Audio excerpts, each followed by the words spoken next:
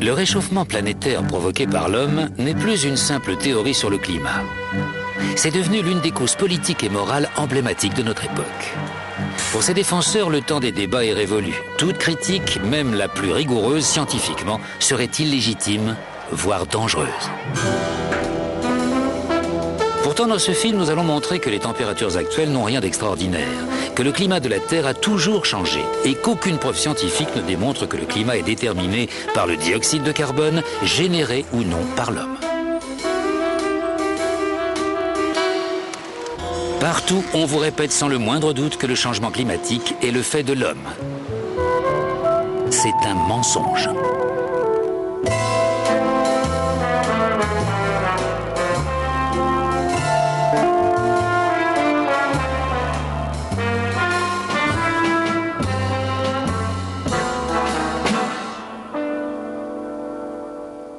Quand on me dit « je ne crois pas au réchauffement planétaire », je réponds « moi si, mais je ne crois pas que le CO2 produit par les hommes en soit la seule cause ». Si vous m'aviez posé la question il y a quelques années, je vous aurais dit c'est le CO2. Pourquoi? Parce que, comme tout le monde, j'écoutais ce que disaient les médias. Les nouvelles du réchauffement planétaire provoqué par l'homme dont les médias nous inondent semblent chaque jour plus extraordinairement apocalyptiques. Et malgré tout, un certain nombre d'éminents spécialistes du climat affirment aujourd'hui que cette théorie n'a tout simplement aucun sens. Il y a eu des périodes dans l'histoire de la Terre lors desquelles la quantité de CO2 était 3 fois plus élevée qu'aujourd'hui, 10 fois plus élevée même. Si le CO2 avait un effet aussi capital sur le climat, ça apparaîtrait sur la courbe des températures. Si on analyse le climat à l'échelle géologique, on n'accordera jamais au CO2 une influence aussi importante. Aucun changement climatique majeur de ce dernier millénaire peut s'expliquer par le CO2. On ne peut pas dire que le CO2 est à l'origine des variations climatiques, il ne l'a jamais été. J'ai souvent entendu dire qu'il y avait un consensus de milliers de scientifiques sur la question du réchauffement planétaire, selon lequel les hommes seraient en train de causer un changement catastrophique du système climatique. Eh bien moi, en tant que scientifique, je pense que c'est faux. Le réchauffement climatique provoqué par l'homme n'est pas une théorie scientifique ordinaire. Elle est soutenue par un organisme politique puissant de l'ONU, le GIEC. Le groupe d'experts intergouvernemental sur l'évolution du climat. Le GIEC, comme tout autre organisme de l'ONU, est politique. Les conclusions de ces rapports sont influencées par la politique.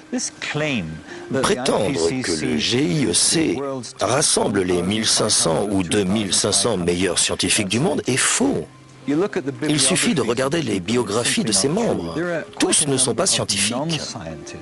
Pour faire monter le nombre à 2500, ils ont dû faire appel à des réviseurs, à des fonctionnaires, etc., à tout ce qui leur passait sous la main. Et ils n'ont demandé l'accord de personne. Beaucoup, d'ailleurs, ne sont pas d'accord. Je connais un certain nombre de personnes, de vrais spécialistes, qui, n'étant pas d'accord avec la polémique, ont démissionné et qui, malgré tout, sont restés dans la liste des auteurs et sont entrés parmi les fameux 2500 meilleurs scientifiques du monde. Voici l'histoire d'une théorie sur le climat qui s'est transformée en idéologie politique. Je n'ai plus envie de parler de mouvement écologiste, parce que c'est devenu un mouvement d'activisme politique très influent sur le plan international. Voici comment tout un domaine de la science a été dénaturé. Les scientifiques du climat ont besoin qu'il y ait un problème s'ils veulent qu'on finance leurs travaux. Nous avons tout intérêt à provoquer la panique pour que de l'argent soit investi dans les sciences du climat. La chose à ne surtout jamais dire, c'est peut-être qu'il n'y a pas de problème. On nous dit de nous inquiéter car le climat mondial est en train de changer. Mais le climat mondial n'a jamais cessé de changer.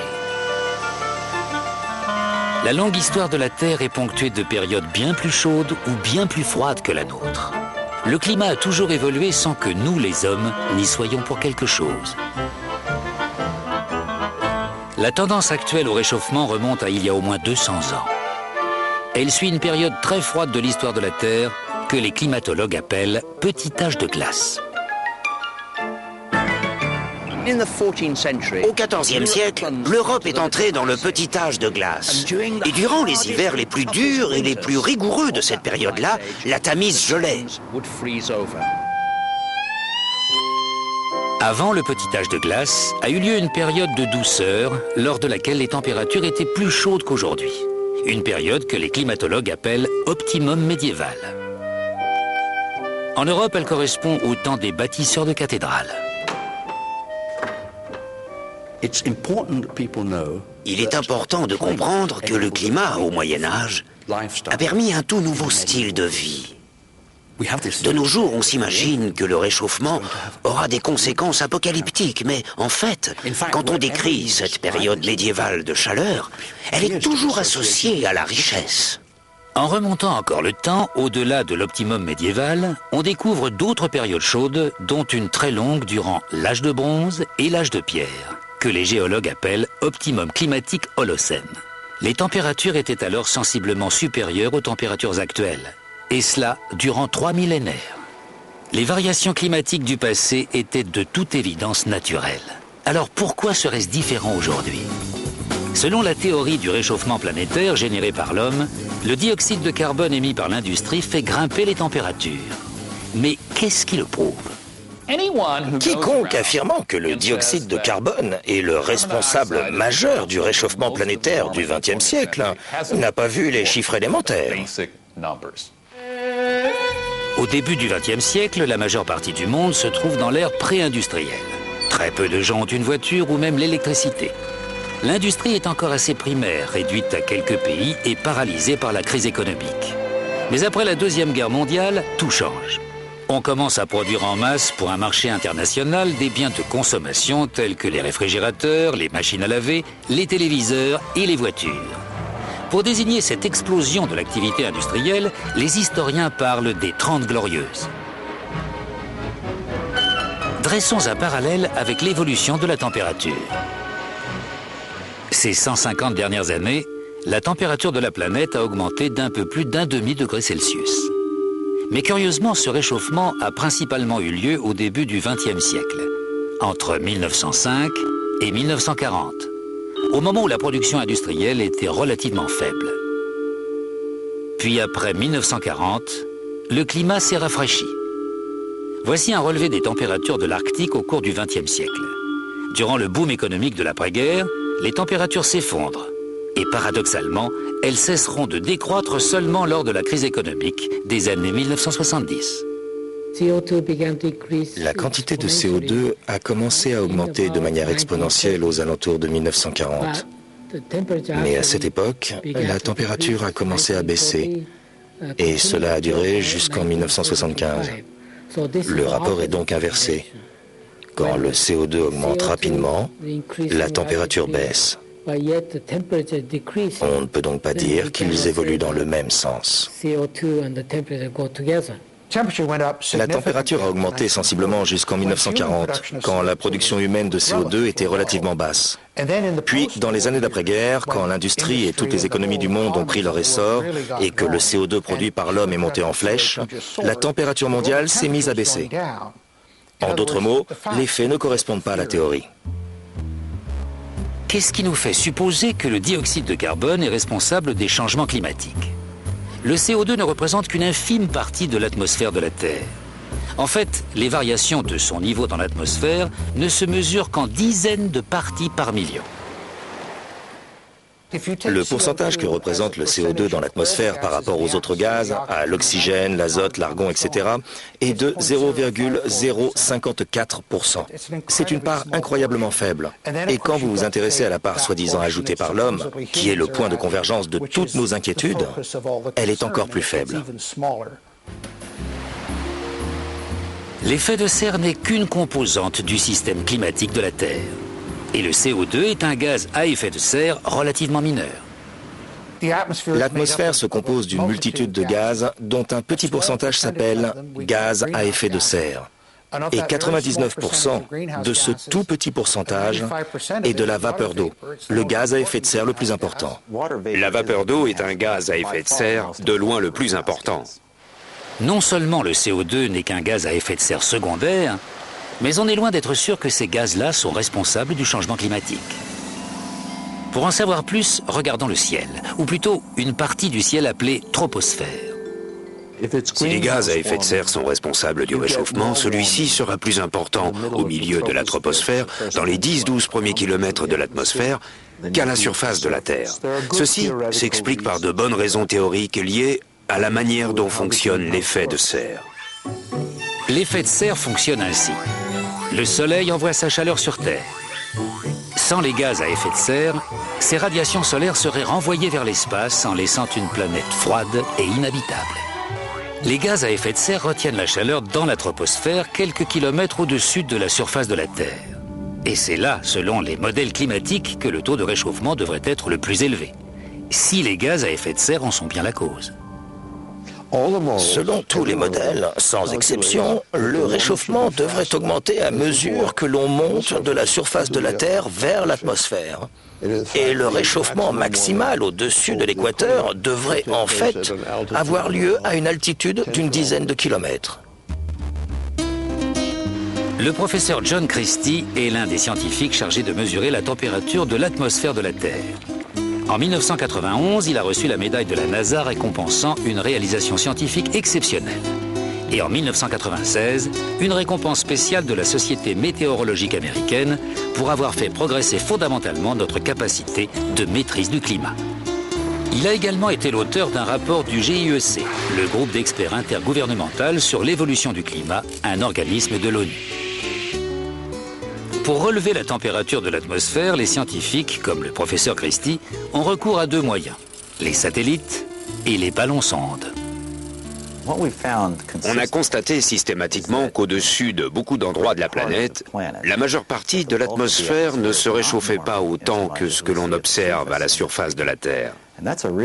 C'est un vrai casse-tête pour nous, parce que la théorie est assez simple. Si la surface se réchauffe, l'atmosphère supérieure devrait se réchauffer rapidement. La montée de la température de cette partie de l'atmosphère n'est absolument pas dramatique et ne correspond vraiment pas à la théorie que les modèles climatiques du moment expriment. L'un des ennuis des modèles, c'est qu'ils prédisent qu'à l'exception des régions polaires, plus on monte haut dans l'atmosphère, plus le taux de réchauffement augmente. Et d'après deux sources de données, les données satellitaires que tout le monde cite, mais aussi celles des ballons-sondes, il est très clair que l'on n'observe pas du tout cet effet-là. En fait, il semblerait plutôt que les températures de la surface de la Terre se réchauffent légèrement plus que celles des couches d'air supérieures. C'est une sacrée différence. Ces données laissent entendre que le réchauffement observé n'est probablement pas dû aux gaz à effet de serre. Les observations ne montrent pas une augmentation avec l'altitude. Au contraire, la majorité des observations montrent une légère baisse du taux de réchauffement avec l'altitude. On peut donc dire d'une certaine manière que les preuves réfutent l'hypothèse selon laquelle l'homme serait à l'origine du réchauffement planétaire. Le récent réchauffement de la Terre s'est produit au mauvais moment et au mauvais endroit. Si le CO2 était responsable des changements climatiques, la température aurait dû monter durant le boom économique d'après-guerre. Et le taux de réchauffement devrait être plus élevé dans la troposphère qu'à la surface de la Terre. Pourtant, c'est le contraire qui s'est produit. Alors, dans la longue histoire du climat de la Terre, existe-t-il un exemple d'un changement de température entraîné par le dioxyde de carbone? Forer la glace dans ses profondeurs est un moyen de se plonger dans le passé. Cela a d'ailleurs permis aux scientifiques de trouver un lien entre le CO2 et l'évolution des températures de la planète. Les études de carottes glaciaires sont fréquemment citées pour étayer la théorie du réchauffement planétaire provoqué par l'homme. Mais la glace renferme des données que l'on mentionne très rarement. Le professeur Ian Clark est un éminent paléoclimatologue qui analyse en Arctique les températures de la Terre depuis des centaines de milliers d'années. Quand on s'intéresse au climat sur une très longue échelle temporelle, on recherche des matériaux géologiques qui ont enregistré les variations climatiques. Prenons une carotte de glace, par exemple. Certes, on reconstitue la température à partir des isotopes de la glace, mais on libère également l'atmosphère prise dans cette glace et on peut alors observer le CO2 qu'elle contient. Le professeur Clark et d'autres chercheurs ont en effet mis en évidence un rapport entre la variation du taux de CO2 et celle de la température de l'air, mais pas celui qu'on attendait. Voici l'enregistrement climatique présent dans la carotte de Vostok. En rouge, c'est l'évolution des températures d'une époque lointaine à une époque plus proche, dans un intervalle capital, puisqu'il commence juste après une ère de glaciation. On note que la température grimpe, mais aussi que le CO2 la suit, avec un temps de décalage, un retard de 800 ans. On peut donc dire que la température a 8 siècles d'avance sur le CO2. Plusieurs études majeures de la calotte glaciaire ont été menées et toutes montrent la même chose. Les températures augmentent ou diminuent, puis quelques siècles plus tard, le taux de dioxyde de carbone les suit. Donc, de toute évidence, le dioxyde de carbone n'est pas la cause de ce réchauffement. On peut même dire que le réchauffement entraîne l'augmentation de dioxyde de carbone. Très clairement, le CO2 ne peut pas causer les changements de température. Il en est le produit. Il suit les changements de température. Les mesures réalisées grâce au forage de la calotte glaciaire nous conduisent au cœur même du problème. On dit que la température montera si le taux de CO2 en tant que gaz à effet de serre augmente dans l'atmosphère. Mais les forages font la démonstration inverse. Ils prouvent que l'hypothèse fondamentale de la théorie du changement climatique due à l'homme est fausse. Mais comment le réchauffement des températures peut-il faire augmenter la quantité de CO2 contenue dans l'atmosphère? La réponse se trouve au fin fond des océans. Les océans émettent dans l'atmosphère près de 80 gigatonnes de dioxyde de carbone par an, alors que les humains n'en émettent qu'environ 7 gigatonnes. Mais la quantité de CO2 provenant des océans dépend de la température. Comme l'ont appris tous les écoliers dans leur manuel de géographie, l'océan et l'atmosphère s'échangent le dioxyde de carbone. Quand l'océan se réchauffe, il rejette du CO2 dans l'atmosphère. Et quand il refroidit, il en absorbe et le conserve. Mais pourquoi existe-t-il un décalage de plusieurs siècles entre un changement de température et une variation de la quantité de CO2 absorbée ou rejetée par les océans? Eh bien parce que les océans sont si vastes et si profonds qu'il leur faut des siècles pour se réchauffer ou refroidir. Les océans sont vastes. Ils occupent la majeure partie de la surface de la Terre. Et c'est pour cela qu'ils mettent autant de temps à se réchauffer ou à refroidir.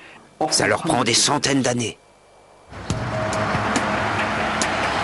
L'idée la plus répandue selon laquelle le dioxyde de carbone serait à l'origine des changements climatiques est en contradiction avec quantité de données scientifiques dont nous disposons, qu'elles proviennent de ballons-sondes, de satellites, de carottes de glace ou de relevés météorologiques historiques.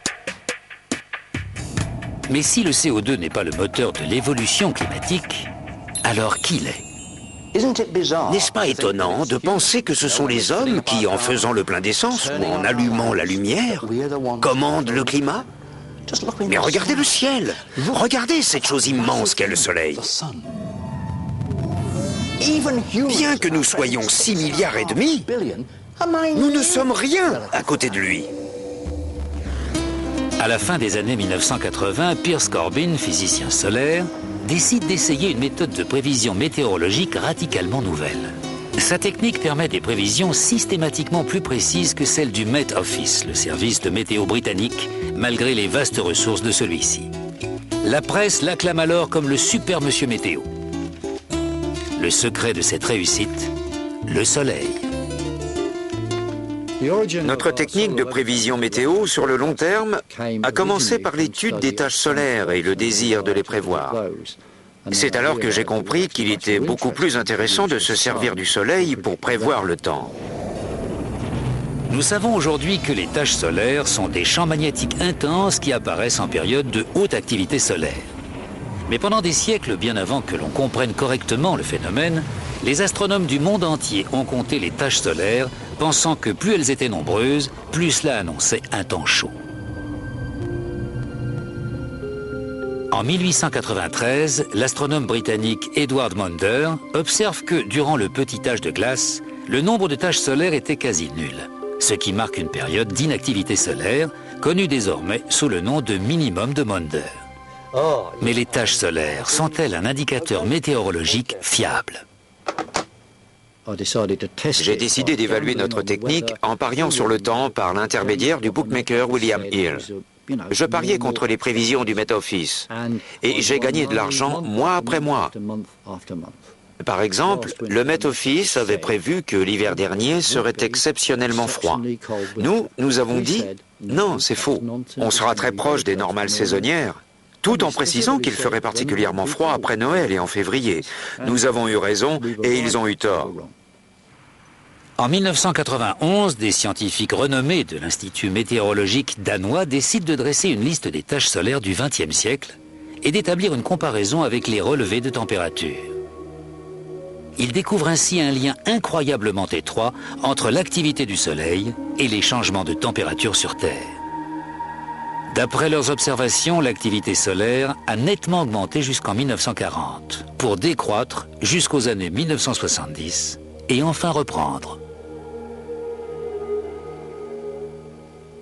Quand nous avons mis en avant cette corrélation entre la température et les taches solaires ou les cycles solaires, on nous a dit « Ok, mais ce n'est peut-être qu'une coïncidence. » Alors comment prouver que ce n'était pas une simple coïncidence? La solution évidente était d'étudier de plus longues périodes ou des périodes différentes. Nous sommes donc remontés dans le temps. Le professeur Friis Christensen et ses confrères se penchent donc sur 400 ans de passé astronomique afin d'établir un parallèle entre l'activité des taches solaires et les variations de température. Et cette fois encore, ils découvrent que les variations de l'activité solaire sont intimement liées au changement de température sur Terre. C'est le Soleil, semble-t-il, et non le dioxyde de carbone ou quoi que ce soit d'autre, qui influencerait les changements de climat. Le Soleil a une influence directe sur la Terre quand il lui envoie sa chaleur. Mais les scientifiques ont établi qu'il avait également une influence indirecte en régulant la formation des nuages. En fait, son influence est si multiple qu'il n'est pas surprenant que les variations de l'activité solaire correspondent autant au changement climatique de la Terre.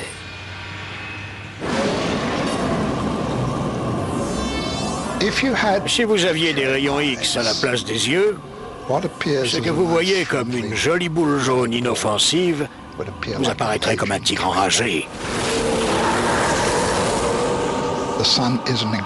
Le Soleil est une brute d'une incroyable violence.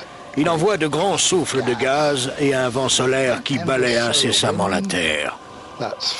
D'une certaine manière, nous nous trouvons à l'intérieur de l'atmosphère du Soleil. L'intensité de son champ magnétique a plus que doublé au cours du XXe siècle. En 2005, des astrophysiciens de l'université d'Harvard ont publié le graphique suivant dans le journal officiel de l'Union américaine de géophysique. La courbe bleue représente l'évolution des températures de l'Arctique au cours de ces 100 dernières années. Et la jaune, l'augmentation du dioxyde de carbone sur la même période. Manifestement, elles ne sont pas liées l'une à l'autre. Mais regardons de plus près la courbe des températures et cette ligne rouge qui décrit les variations de l'activité solaire au cours du XXe siècle, telles que l'ont établi de manière indépendante des scientifiques de la NASA et de l'Agence fédérale américaine de recherche atmosphérique et océanique. L'activité solaire du siècle dernier, des siècles derniers, sur une base décennale, est en corrélation avec les températures de l'Arctique et de la glace de mer. Pour nombre de scientifiques, la conclusion s'impose. Le Soleil gouverne le climat. Le CO2 ne compte pas. Alors pourquoi, si tel est le cas, nous assène-t-on constamment, jour après jour, que le réchauffement planétaire est le fait de l'homme? Pourquoi tant de personnes des médias et d'autres professions présentent-elles cela comme un fait incontestable? Pour comprendre l'impact de la théorie du réchauffement planétaire, racontons comment elle s'est développée.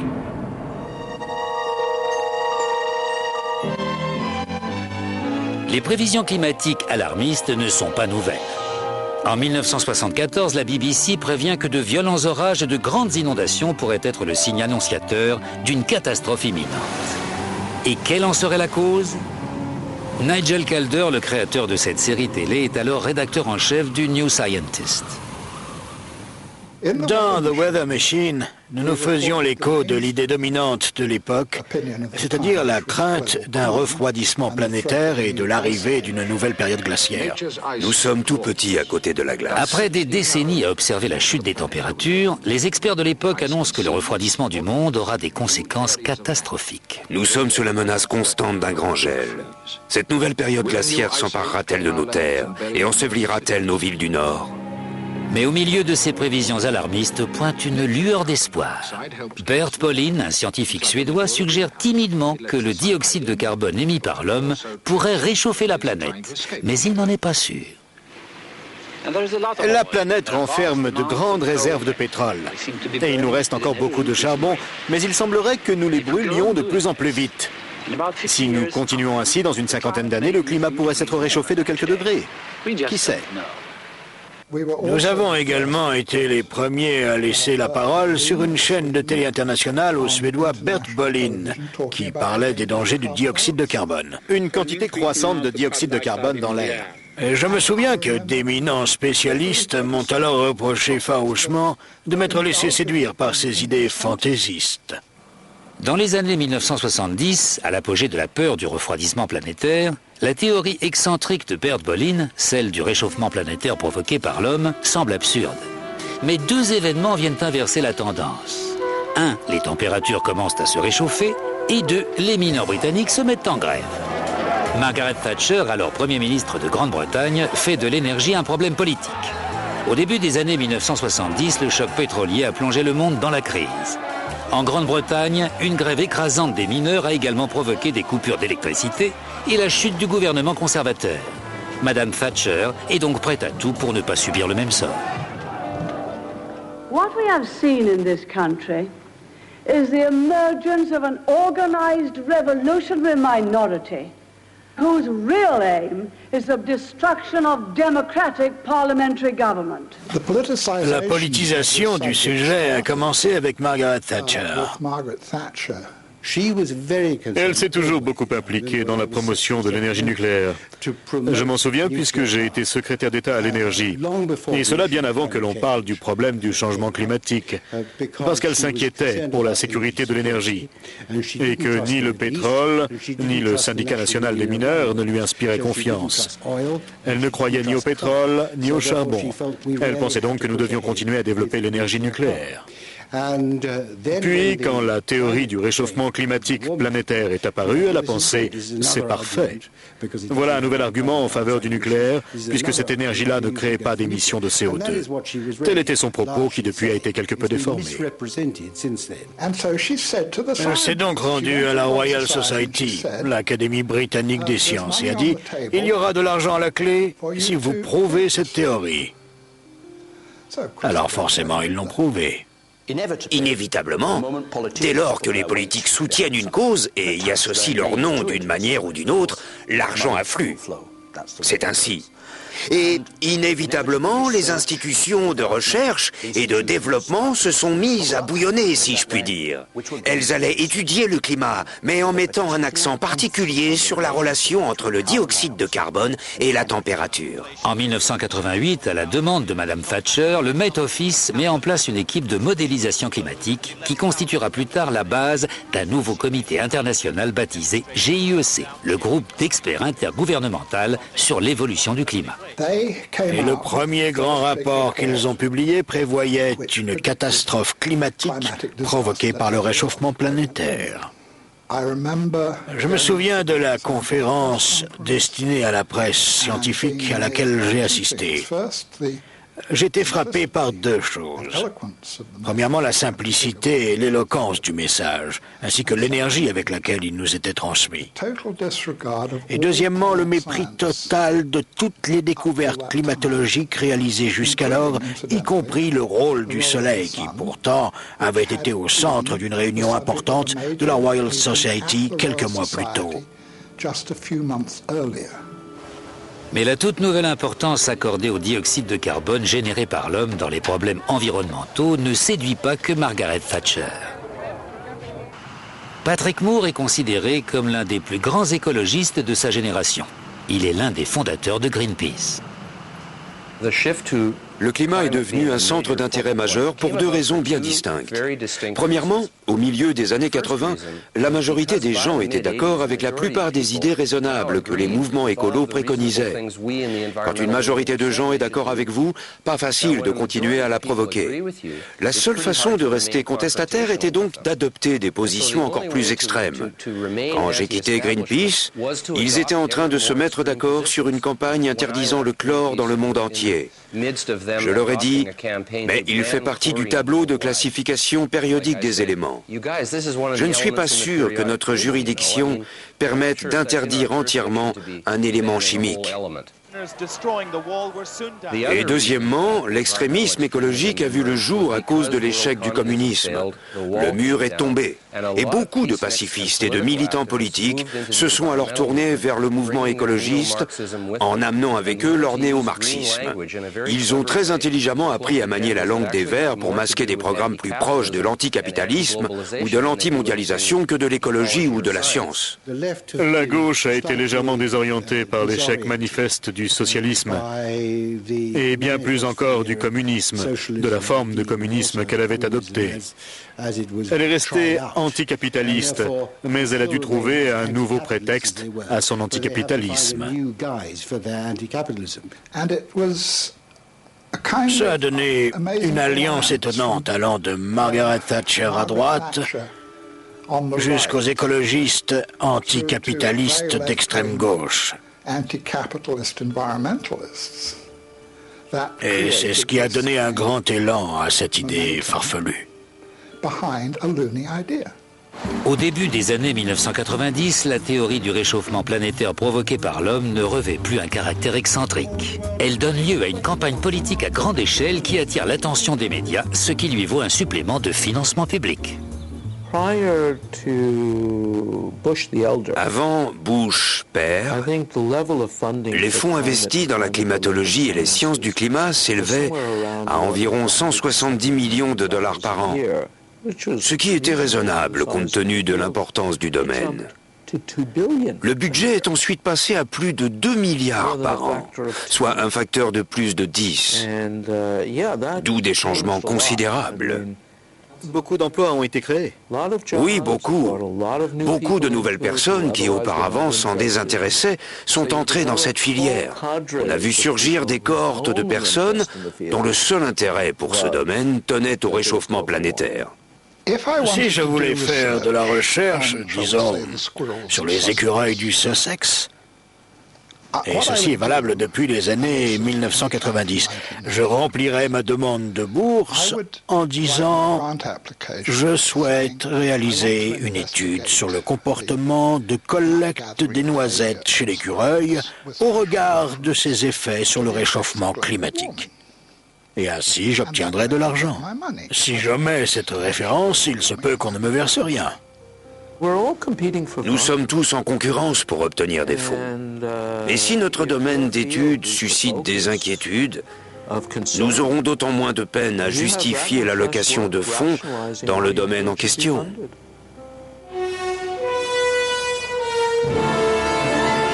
Une proportion importante de ces fonds a été consacrée à l'élaboration de modèles permettant de concevoir des projections climatiques. Mais quel est au juste le degré d'exactitude de ces modèles ? Le Dr Roy Spencer a été un chercheur de haut rang en études climatiques au centre de vol spatial Marshall de la NASA. Il s'est vu décerner des médailles par la Société météorologique américaine et la NASA, récompensant sa contribution exceptionnelle dans le domaine scientifique.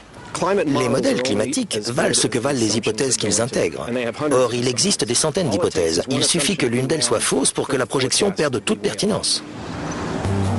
Tous les modèles partent de l'hypothèse que le CO2 produit par l'homme est, plutôt que le soleil ou les nuages, la cause du changement climatique.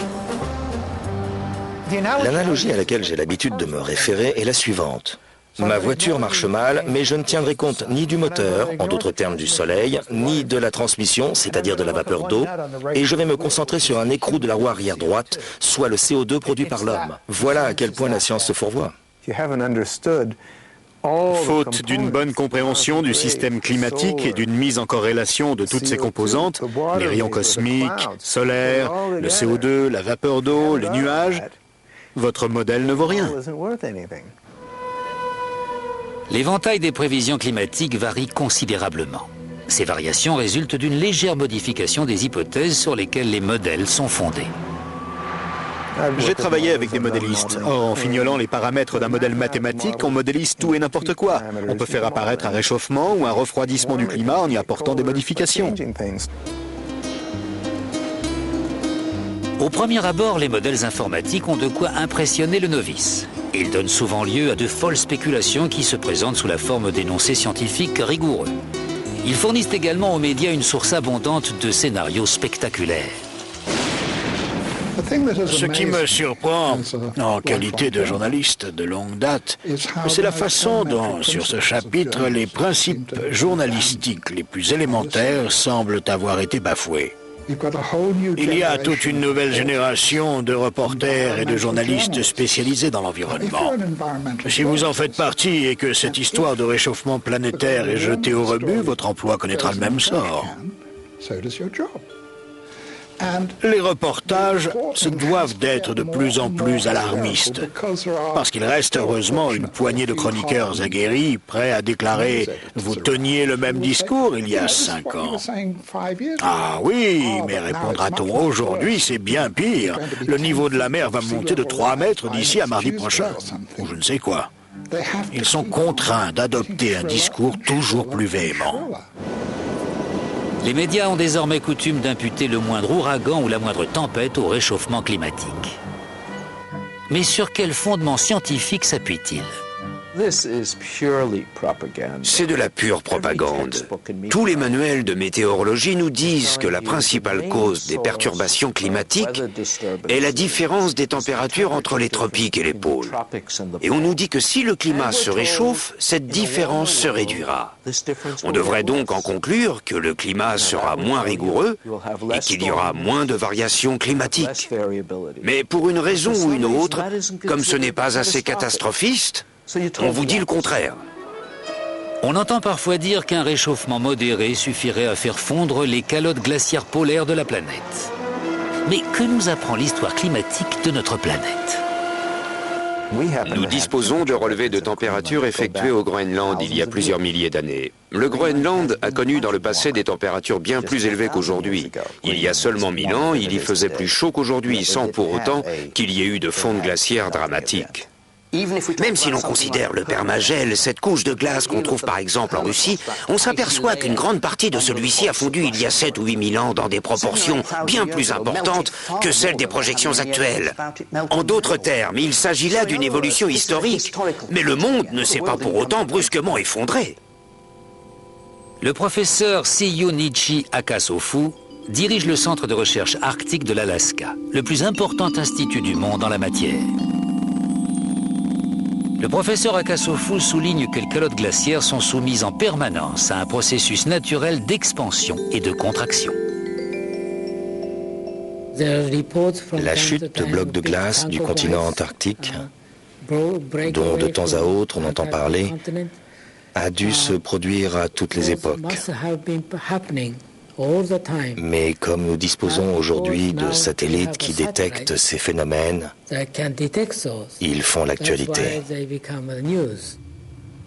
Je vois tous ces programmes télévisés relatifs au réchauffement planétaire, montrant de grands blocs de glace qui s'effondrent sur les bords des glaciers. Mais on oublie que la glace est toujours en mouvement. Ces images satellites de la NASA montrent dans toute leur ampleur l'expansion et la contraction naturelle des glaces de la mer polaire au cours des années 1990. Les journaux d'information diffusent régulièrement des images de glace se détachant des bords de l'Arctique. Ce que l'on omet de dire, en revanche, c'est qu'il s'agit d'un phénomène aussi ordinaire en Arctique que la chute des feuilles un jour d'automne. On me demande, avez-vous vu de la glace tomber sur les bords des glaciers? Oui, c'est le dégel du printemps. Il se produit tous les ans. Les journalistes nous sollicitent en permanence à l'affût d'éléments sur l'effet de serre. Je leur réponds qu'il n'existe rien de tel. Il est aussi courant d'imputer la variation du niveau des mers au changement climatique. Mais cette corrélation est-elle scientifiquement avérée? La variation du niveau des mers sur la planète est régie par 2 facteurs. D'une part, des facteurs locaux. Le rapport de la mer à la Terre, lequel a, soit dit en passant, plus à voir avec l'élévation ou l'affaissement du niveau des terres qu'avec la hausse ou la baisse du niveau des eaux. D'autre part, le statisme, la variation du niveau des mers à l'échelle mondiale. Celle-ci est liée à l'expansion thermique des océans. Elle n'a rien à voir avec la fonte des glaces et se déroule sur des durées bien plus longues que l'espace de votre vie ou de la mienne avant même qu'on puisse la détecter. On soutient par ailleurs qu'une faible hausse des températures entraînera la propagation vers le nord de maladies tropicales mortelles transmises par les insectes, telles la malaria. Mais là encore, est-ce bien exact ? Le professeur Paul Reiter de l'Institut Pasteur à Paris est l'un des spécialistes les plus réputés de la malaria et d'autres maladies inoculées par des insectes. Il est membre du comité consultatif de l'Organisation mondiale de la santé, a présidé le comité américain d'entomologie médicale, de la Société américaine de médecine tropicale et a dirigé la publication de la section santé du rapport d'évaluation nationale des conséquences potentielles de la variabilité climatique commandé par le gouvernement américain. Les moustiques ne se cantonnent pas aux régions tropicales. Chacun peut constater qu'il y en a dans les régions au climat tempéré. On en trouve même énormément en Arctique. En fait, dans les années 1920, c'est en Union soviétique que s'est propagée la plus grande épidémie de malaria. On a compté 13 millions de cas déclarés par an et près de 600 000 morts. Une catastrophe épouvantable qui a atteint le cercle arctique. À Archangel, on a comptabilisé 30 000 cas et 10 000 morts. La malaria n'est donc pas uniquement une maladie tropicale et cependant, les associations de lutte contre le réchauffement climatique répandent la menace que la maladie pourrait se déplacer vers les régions du Nord. Les rapports officiels émis par le GIEC sont souvent très alarmants. Mais sont-ils fiables ?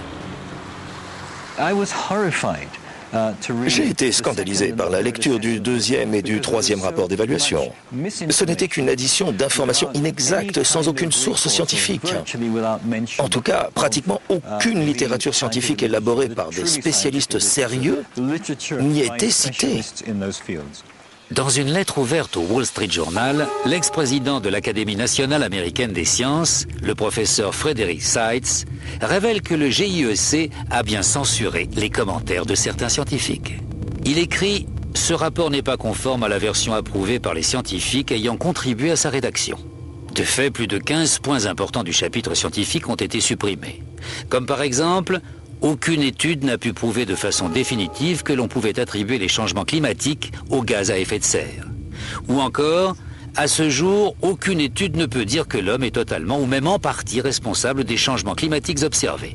Et le professeur Seitz de conclure, « Jamais je n'ai constaté une violation aussi alarmante des règles de la déontologie que celle dont témoignent les événements qui ont abouti au rapport du GIEC. » En retour, le GIEC ne nie pas avoir supprimé des articles, tout en certifiant que cela n'a pas été fait par malhonnêteté ou parti pris, et affirme que, par ailleurs, les incertitudes sur les causes du réchauffement global ont été conservées. Les modifications auraient été apportées suite à des remarques faites par certains gouvernements, par des scientifiques indépendants et par des ONG. Quand j'ai démissionné du GIEC, j'ai cru que l'affaire était classée, jusqu'à ce que je constate que mon nom figurait encore sur l'avant-projet. J'ai donc demandé qu'il soit retiré. On m'a dit que j'avais contribué à l'écrire et que par conséquent, il y resterait. J'ai répondu que je n'y avais pas vraiment contribué puisqu'on n'avait pas transcrit ce que je disais. Enfin, ça a été un vrai combat jusqu'à ce que je les menace de poursuites juridiques et qu'ils finissent par enlever mon nom. Et je ne suis pas le seul à qui ce soit arrivé. Je connais un certain nombre de personnes, de vrais spécialistes qui, n'étant pas d'accord avec la polémique, ont démissionné et qui, malgré tout, sont restés dans la liste des auteurs et sont entrés parmi les fameux 2500 meilleurs scientifiques du monde. De nos jours, un mouvement institutionnel très puissant soutient l'idée que l'homme est le principal responsable du réchauffement planétaire. Nous voici à Nairobi où sont rassemblés nombre de fonctionnaires dévoués, de militants d'ONG, de collecteurs de fonds pour la taxe carbone, ainsi que de journalistes spécialisés dans l'écologie. Cette conférence organisée par l'ONU va durer 10 jours. On y discutera des bouleversements climatiques de la planète et on attend plus de 6000 participants. Il ne faut pas perdre de vue que le réchauffement climatique peut créer des dizaines de milliers d'emplois. C'est une source de profit énorme. On investit des milliards de dollars dans la recherche sur le climat. Par conséquent, un grand nombre de personnes dépendent de ces investissements et ont bien l'intention que ça continue comme ça. Imaginons que quelqu'un se lève et dise « Essayons de regarder tout ça calmement, rationnellement, et de réétudier la valeur réelle de chaque affirmation. » Eh bien, cette personne serait immédiatement bannie. À trop secouer le cocotier, on risque de prendre une noix sur la tête. Cela va nous arriver, c'est compréhensible. Mais ça devient assez inquiétant, difficile à vivre, et les attaques sont de plus en plus personnelles. Il y a eu des menaces de mort et ce genre de choses. Croyez-moi, ce n'est pas une promenade de santé. De nos jours, émettre des réserves sur les causes du réchauffement climatique équivaut à prétendre que l'Holocauste n'a pas eu lieu. Je ne suis franchement pas le seul à penser que l'on pourrait comparer toute cette affaire de réchauffement climatique à une religion. Et que les gens qui ne sont pas d'accord sont traités d'hérétiques. Je suis un hérétique. Les gens qui réalisent ce documentaire sont tous des hérétiques. Ce mouvement écologique relève de l'activisme politique et les partisans sont devenus incontournables à un niveau planétaire. De nos jours, tout homme politique en est conscient. Qu'il soit de gauche, de droite ou du centre, il doit prendre en compte l'environnement. Le mouvement contre le réchauffement climatique vient de remporter une importante bataille. Même les États-Unis, qui furent un bastion de résistance, ont succombé et George Bush est désormais un allié. Dans le monde occidental, les gouvernements se découvrent un besoin urgent d'établir des accords internationaux pour restreindre la production industrielle dans les pays développés ou émergents. Mais à quel prix? Paul Driessen est un ancien militant écologiste. Ma grande inquiétude, c'est que les politiques mises en œuvre pour soi-disant lutter contre le réchauffement climatique aient une répercussion désastreuse sur les populations les plus pauvres du globe. Anne Mogella est sur le point de préparer un repas pour ses enfants. Elle fait partie des 2 milliards d'habitants, un tiers de la population mondiale qui n'ont pas l'électricité. Ces gens doivent donc faire un feu de bois ou de crottin séché à l'intérieur de leur habitat. La fumée produite par ces feux est la forme de pollution la plus dangereuse qui soit au monde. Ils n'ont pas non plus accès à l'eau potable.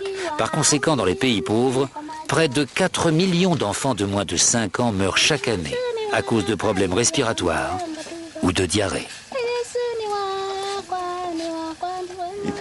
Si vous demandez à un paysan ce que représente pour lui le progrès, il vous dira que c'est l'électricité.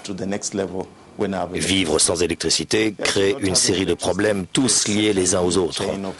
Le premier, c'est que vous n'avez pas de lumière. Vous vous couchez donc de bonne heure. Aucune raison de rester éveillé, puisqu'on ne se parle pas dans le noir, n'est-ce pas? Sans électricité, on ne peut pas conditionner ou réfrigérer la nourriture. On ne peut donc pas la conserver. De plus, un feu dans une hutte fait trop de fumée et consomme trop de bois pour servir de chauffage. Et on n'a pas d'eau chaude. Nous autres occidentaux ne pouvons même pas imaginer à quel point la vie quotidienne serait dure sans électricité. L'espérance de vie de ces populations est effroyablement courte. Leur mode d'existence est limité à tout point de vue. À quelques kilomètres de là, l'ONU se fait l'hôte d'une conférence sur le réchauffement planétaire dans ses locaux luxueux et bien protégés. Au magasin de cadeaux, on vend des produits de l'artisanat des tribus locales, pendant que les délégués discutent des moyens de promouvoir les différentes formes d'énergie durable. L'Afrique produit du charbon ainsi que du pétrole, mais les écologistes réfutent ces combustibles à bas prix.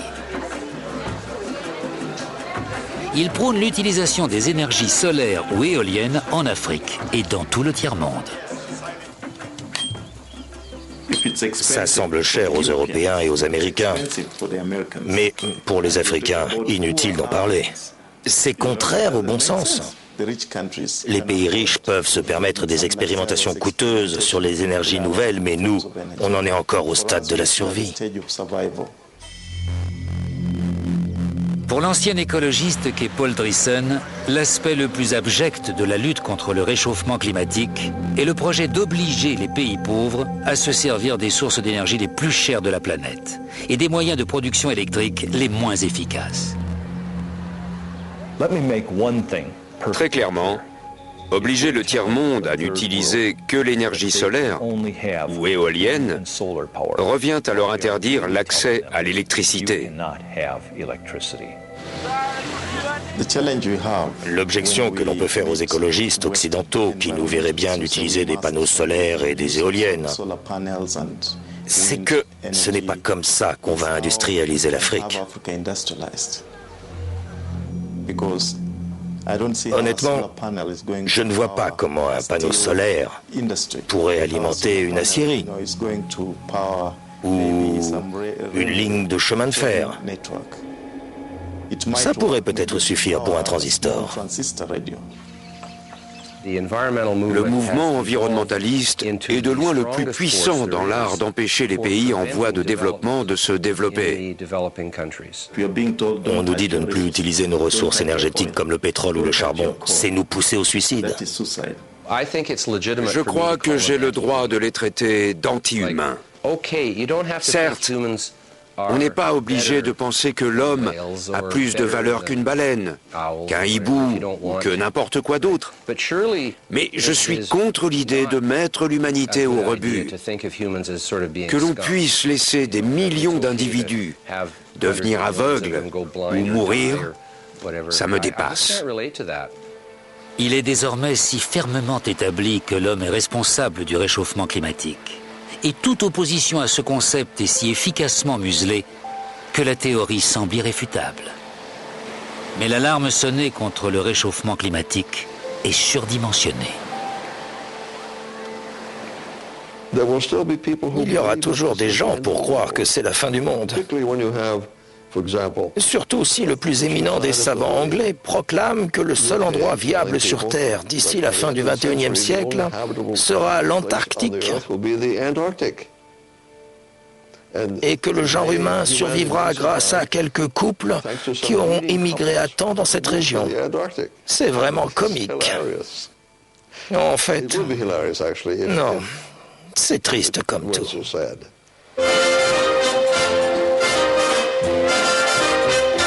Tomorrow's weather, what's the low? What's the high? Will it be wet or dry?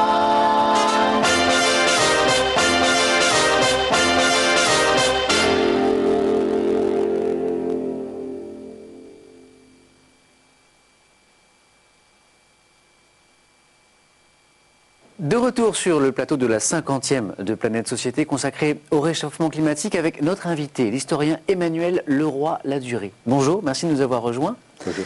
Vous êtes notamment l'auteur de cet ouvrage, Histoire humaine et comparée du climat, qui a fait date dans ce domaine, et puis aussi d'un abrégé d'histoire du climat, du Moyen-Âge à nos jours, qui vient de paraître chez Fayard. Première question. Moi, j'aimerais votre réaction tout d'abord à ce documentaire que nous venons de voir, vous savez, et cette question, le réchauffement climatique que nous connaissons aujourd'hui, est-ce qu'il est dû ou non à l'émission des gaz à effet de serre, ou non à l'homme, puisque certains scientifiques, on a entendu tout à l'heure, nous disent non, non, c'est pas du tout ça, c'est pas du tout l'homme. Qu'est-ce que vous en pensez? Je pense que ce film se fiche un peu du monde, parce qu'ils n'ont absolument pas parlé du recul ils ont parlé de la calotte de l'Arctique, oui, mais ils n'ont absolument pas parlé du recul des glaciers, qui est le grand phénomène depuis 1860, de tous les glaciers du monde. Les photos sont impressionnantes, hein, quand on voit le recul. Ben oui, mais pas dans le film. Hein. Ouais. Et à l'exception peut-être de la Norvège et de la Nouvelle-Zélande. Partout, les glaciers reculent, alors ils auraient quand même pu en parler. Le fait qu'ils n'en parlent pas me paraît assez suspect. Hein. Donc pour vous, ils oublient volontairement certaines hypothèses? Ben, pour moi, je crois que surtout, ils sont un peu téléguidés. Hein. Oh, téléguidés par qui? Je ne me permets pas. Dans vos travaux, vous avez montré que ce qu'on appelle les phénomènes météo extrêmes, ouragans, sécheresses, inondations, n'ont pas attendu ce réchauffement climatique pour se manifester. Est-ce qu'on doit quand même s'attendre à ce qu'ils se multiplient ou qu'ils soient plus forts? Les canicules, semble-t-il, oui. Regardez, il y en a eu une quand même importante en Roumanie, en Hongrie, l'été dernier. Donc les canicules d'autrefois étaient quand même assez fréquentes, comme toujours. Celle de 1719 a fait 450 000 morts sur une France de 21 millions d'habitants.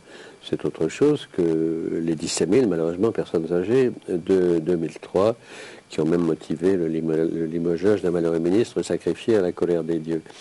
Mais je ne sais pas quel dieu c'est. Et donc oui, ça devrait quand même s'amplifier. Il y a eu quand même juillet 2006, dont on n'a pas assez dit qu'il y a eu 3000 morts quand même. Bon, c'est pas terrible, mais enfin ça montre que le problème existe. Et puis qu'il y a celle de 2007 dans les Balkans. Donc oui, ça va se multiplier. Et il faut dire que depuis 1980, les canicules avaient cessé de faire des morts entre 1960 et 80. Et depuis, elles font pas 15 000 morts, mais 1000, 2000, 3000. Et vous pensez que c'est lié effectivement au réchauffement climatique? Enfin, il y a toujours eu des canicules, mais évidemment, le réchauffement les rend un peu plus nombreuses et puis un peu plus chaudes aussi. peut-être 1 degré de plus, 2 degrés de plus, donc plus dangereuse. Alors dans son dernier rapport, le GIEC, vous savez, le groupe d'experts intergouvernemental sur l'évolution du climat, nous dit que d'ici 2100, la température du globe va augmenter, mais alors entre 1,5 et 6 degrés. Comment vous expliquez cette marge d'abord, je crois qu'on c'est comme les élections, il y a toujours des fourchettes. Hein. Oui. Enfin, ça fait une sacrée différence. Oui, mais enfin, je crois qu'on est plutôt sur les 3 ou 4 degrés dans les moyennes. Et la situation, et pour faire moi je ne suis pas un scientifique, hein, je suis qu'un historien. Mais enfin, pour faire 1 ou 2 degrés, ce serait très bien, mais il faudrait qu'on prenne beaucoup de mesures, je crois. Et en réalité, il est même question, je dis ça sans trop y croire, mais pour vous montrer la gravité de la situation, de 8 degrés dans la région arctique. Alors bon, peut-être ça n'est pas vrai, mais il faut tirer la sonnette d'alarme. Et justement, est-ce que vous êtes optimiste quant à la capacité de l'humanité, de nos sociétés, à prendre les bonnes mesures pour enrayer ce phénomène? Non, je ne suis pas optimiste, mais enfin, il faut qu'il y ait une prise de conscience. Mais de la prise de conscience à l'action, il y a encore une marge. Et il est certain que pour qu'on cesse de faire des avions géants, des courses de voitures inutiles, etc., ça sera difficile. Mais il faudrait effectivement... Vous voyez, je suis venu en métro, moi, par exemple. Vous avez fait un geste, vous Du coup, j'ai failli être en retard. Une dernière question. Là, on parle de nos sociétés occidentales riches, des mesures qu'elles devraient prendre, mais on entend aussi les pays les plus pauvres, les pays en développement, nous dire c'est très beau votre réchauffement de la planète et les mesures qu'il faudrait prendre, mais nous, ça met en danger notre croissance, nous qui essayons d'améliorer le quotidien de notre population. Qu'est-ce que vous avez envie de dire à ces pays-là? Je crois que c'est un problème presque insoluble, parce qu'effectivement, ils ne font que faire ce que nous avons fait. Et alors les Chinois en font un peu trop, mais enfin l'Afrique quand même... en plus l'Afrique va plus souffrir que nous à cause de la désertification, y compris au Maghreb et même en Espagne, qui n'est pas un pays sous-développé. Alors il faut essayer de tenir les deux bouts de la chaîne et de les aider à justement peut-être l'énergie solaire, des choses comme ça. Mais enfin, on est sans trop d'illusions quand même sur le résultat, notamment vis-à-vis de la Chine et de l'Inde. Merci Emmanuel Leroy-Ladurie de nous avoir rejoints sur le plateau de Planète Société. Je rappelle le titre de votre dernier ouvrage, Abrégé d'histoire du climat du Moyen-Âge à nos jours, qui vient de paraître chez Fayard. Et que j'ai écrit avec Anouchka Vazak. Merci beaucoup. On se retrouve dans un instant pour la suite de notre émission consacrée cette semaine au réchauffement climatique avec un deuxième documentaire plus alarmiste que celui que nous avons vu tout à l'heure, Climat en crise. Et notre deuxième invité également, la secrétaire nationale des Verts, Cécile Duflot. A tout de suite.